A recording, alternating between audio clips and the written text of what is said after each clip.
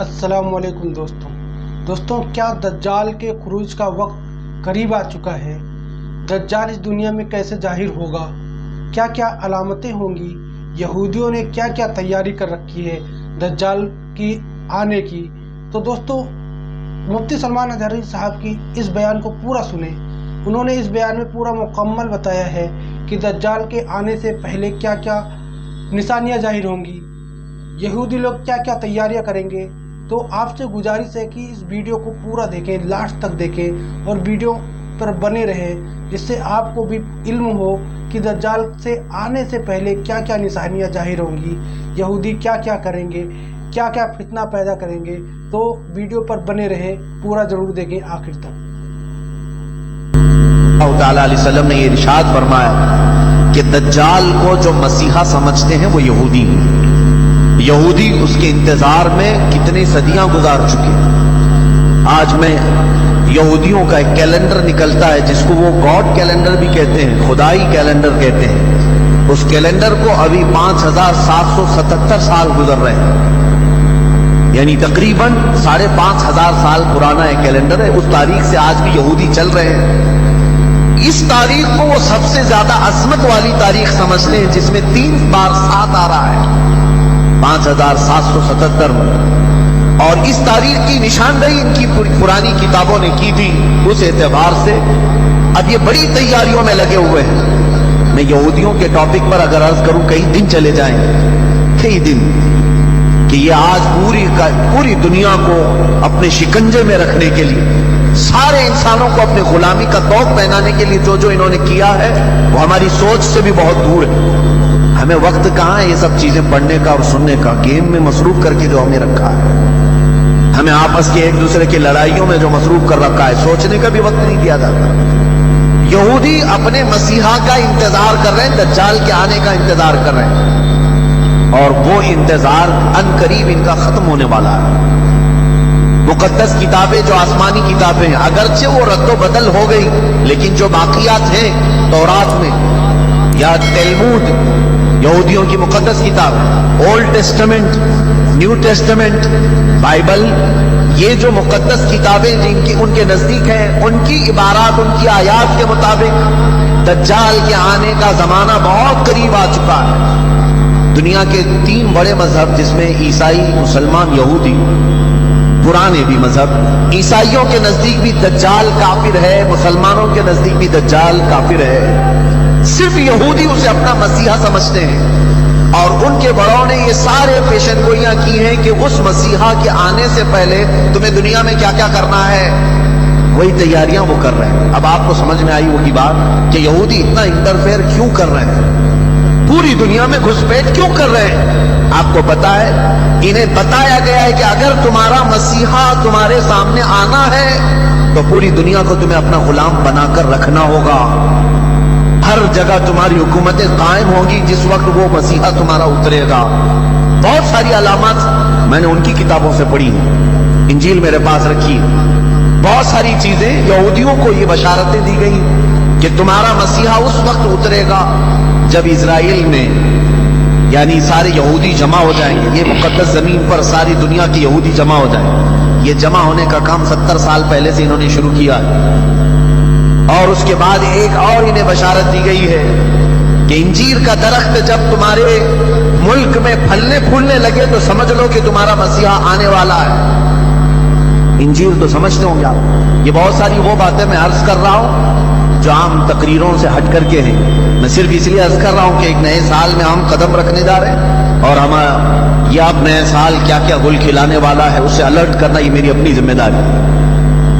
इंजीर आप जानते हैं, इंजीर के फल के मुतालिक अगर मैंने तहकीक किया तो तकरीबन 1800 साल से इजराइल फिलिस्तीन की जमीन पर इंजीर का दरख्त उगा ही नहीं था। 1800 ईयर्स 1800 साल पहले से, और अब जाकर के फिलिस्तीन और इजराइल में कसरत से इंजीर के दरख्त उगने लगे और फल भी देने लगे। उनकी एक बशारत में यह भी लिखा गया है, इंजील में ये इबारत मौजूद है कि मसीह दरवाजे पर खड़ा होगा जब तुम्हारे यहां इंजील फल देने लगे। مسیحا تمہارے دروازے پر کھڑا ہوگا. یہ عبارتیں پڑھ کر میں بہت شوق ہوا. کتنی اس میں سچائی ہے وہ اللہ بہتر جانے. اس کے علاوہ یہ بھی انہیں کہا گیا تھا یہودیوں کو کہ جب تمہارے ہاں ایک گائے لال بچیا کو جنم دے اور وہ لال بچیا ایسی ہو کہ اس کو کسی نے اپنی ملکیت میں نہ رکھا ہو, اس سے کسی نے کام نہ کرایا ہو, اور وہ جوانی میں اس لال بچیا کو تم قربان کرو اور بڑی مقدس عبادت گاہ میں اس کی راکھ ڈالو, تمہارا مسیحا اتر کر آ جائے. یہ بھی کتاب میں لال بچیا, گائے کی لال بچیا, سمجھ رہے ہوں گے آپ, ایک بچڑی. اور ابھی ابھی کی نیوز یہ ہے کہ اسرائیل میں ایک لال بچیا پیدا ہوا اور جس کی حفاظت یہ کر رہے ہیں. اور کل کی نیوز میں نے یہ دیکھا, ایک عیسائی بہت بڑے سائنٹسٹ ہے اور وہ اپنی ویب سائٹ میں یہ ساری اپڈیٹس دیتے رہتا ہے. میں ان کی سب کی خبروں کو 100% یقین کے ساتھ نہیں بیان کر رہا ہوں, محض میں آپ کے دماغ کو قریب کرنا چاہ رہا ہوں, اس بات کو آپ تسلیم کر رہے ہیں. لال بچیا کا پیدا ہونا یہ تو جگ ظاہر ہے, سارے لوگ جانتے ہیں سوائے ان لوگوں کے جو لوگ ٹک ٹاک میں مصروف ہیں. باقی جن کو اسلام یا تاریخ سے دلچسپی ہے یا وہ اپڈیٹس لیتے ہیں دنیا میں کیا ہو رہا ہے, انہیں پتا ہے کہ اسرائیل میں بھی کیا ہو رہا ہے. لال بچیا پیدا ہو گئی, اس کی حفاظت بھی ہو رہی ہے. کل خبر یہ ملی کہ اس کو قربان بھی کیا گیا ہے. یہ اور بات ہے کہ اس کی بھیٹ نہیں چڑھائی گئی. اب تیسری بشارت یہ بھی سنیے کہ کب یہ دجال ظاہر ہوگا, کب یہ مسیحا ان کا آئے گا. یہ ہمارا مسیحا نہیں, دجال یہودیوں کے لیے ہو سکتا ہے مسیحا, ہمارے لیے وہ سب سے بڑا فتنہ ہے. اس کی آخری علامتوں میں یہ بتایا گیا ہے کہ جو عبادت خانہ تمہارا ختم کر دیا گیا ہے وہ عبادت خانہ جب تعمیر ہوگا تو تمہارا مسیحا آسمان سے اتر جائے گا. یہ عیسائیوں کی کتاب میں ہے, تو آسمان سے اترنے کا ذکر عیسیٰ علیہ السلام کے لیے ہو سکتا ہے, لیکن دجال کے آنے کا ذکر کہیں یہ نہیں آیا ہے کہ وہ آسمان سے آئے گا کہ زمین سے آئے گا. البتہ اتنا ہے کہ وہ ظاہر ہوگا. Whether you need to deliver something at your وہ کیا ہے عبادت خانہ جو ان کا توڑا گیا, یہ بڑی لمبی تاریخ ہے. آج جہاں پر بیت المقدس ہے, مسجد اقصی, اس کے قریب میں روایات میں یہ ملتا ہے کہ یہ در حقیقت سیدنا سلیمان علیہ الصلوۃ والتسلیم نے تعمیر کیا تھا. حضرت داؤد علیہ السلام نے کام شروع کیا اور اس کی تکمیل ان کے بیٹے حضرت سلیمان علیہ السلام نے مکمل کی. اور قرآن پاک میں اس کا ذکر بھی ہے. سورہ احزاب میں اللہ تعالیٰ نے اس کی تعمیر کا ذکر بھی فرمایا, حتیٰ کہ جنات نے اس کو تعمیر کیا ہے, مسجد اقصی. اسی کے ساتھ میں ایک ہیکل تھا, ایک بڑا قلعہ تھا. سلیمان علیہ السلام نے اس کو اپنی حکومت کا دارالخلافہ بنایا تھا. یعنی اس زمانے کی وہ پارلیمنٹ تھی, اور سارے اس زمانے میں جو یہودی تھے, اہل ایمان لوگ, ان سب کی عبادت کا وہ مرکز تھا. یہودیوں کے لیے پہلے ہر جگہ عبادت کرنے کی اجازت نہیں تھی, ان کے لیے مخصوص عبادت خانے تھے. یہ تو امت مصطفیٰ کی خصوصیت ہے, جہاں بھی زمین پاک ہے اللہ نے ہمیں عبادت کی اجازت عطا فرمائی. لیکن ان کے لیے ایسا نہیں, جو مخصوص جگہ ہے وہیں جا کر کے پڑھنا ہے. تو ہیکل سلیمانی اس کو کہا جاتا ہے, ہیکل سلیمانی جو حضرت سلیمان علیہ السلام نے بنایا تھا. توجہ چاہوں گا, بہت قریب میں آ رہا ہوں. یہودیوں کی پہلے سے فطرت میں خرابی رہی ہے, سرکشی رہی ہے, پہلے سے ہی قتل و غارت میں مصروف رہے. بے شمار انبیاء کرام کو انہوں نے قتل کیا ہے. بہت سارے انبیاء کرام علیہ السلام کا قتل کرتے تھے, وہ بھی قرآن پاک میں. تو ان کی نافرمانیاں جب حد سے بڑی تو اللہ تعالیٰ نے ان پر ایک ایسے ظالم و جابر کو مسلط کیا کہ وہ بادشاہ ان کو پوری طرح سے ایسا ڈسٹرائے کیا. وہ بابل کا تھا, عراق کا بادشاہ تھا, ختم کر دیا. یہاں تک کہ جو ہیکل سلیمانی تھی اسے توڑ پھوڑ دیا, اچھی طرح سے توڑا, توڑ کر کے تھوڑی بہت دیواریں باقی چھوڑ کر چلا گیا. یہودیوں کا قتل عام. کئی 100 سال گزرے, اس کے بعد ایران کا ایک بادشاہ جو ان کا ہمدرد نکلا, اس کو خسرو بھی کہتے ہیں, یہ بادشاہ نے یہودیوں کا ٹیمپل دوبارہ بنا کر کے دیا.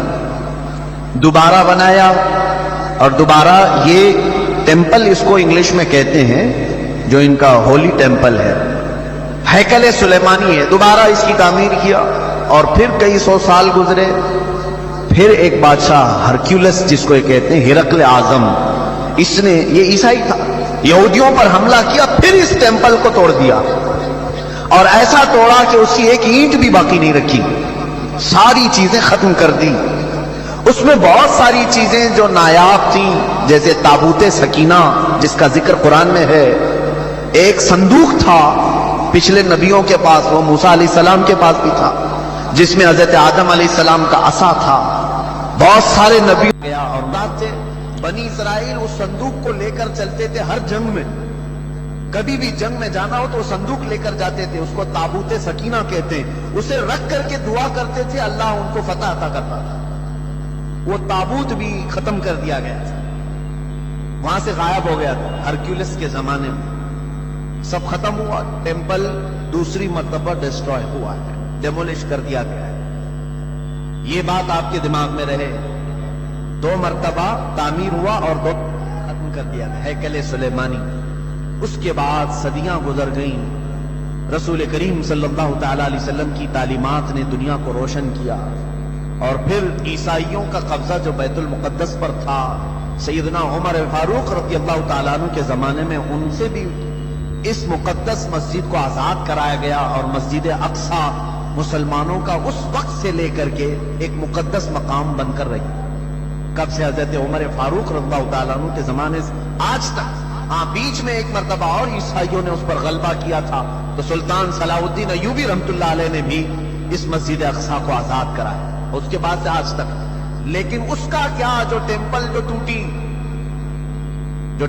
अब मैं करीब आपके नतीजा रिजल्ट के करीब आ रहा हूं। जिस इबादत खाने को यहूदी बहुत मुकद्दस मानते थे, हैकल सुलेमानी, ये 2 मर्तबा टूट गया है।